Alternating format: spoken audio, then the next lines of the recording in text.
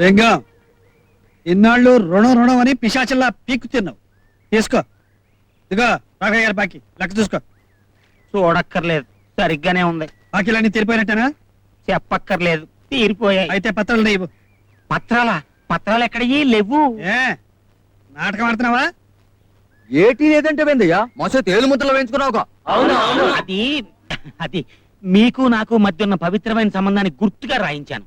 అయినా మీరు మళ్ళీ నన్ను అడగపోతారా? నేను ఇవ్వపోతానా? ఇదిగో ఈసారి వడ్డీ బాగా తగ్గించేస్తాను, కొన్ని కన్సెషన్లు కూడా ఇస్తాను. ఇదిగో ఈ దొంగ వేషాలకే గాని లింగం, వీళ్ళ పేర్లని రాసి వీళ్ళ బాకీలన్నీ ముట్టినట్టు రసీదులు రాసి పెట్టు.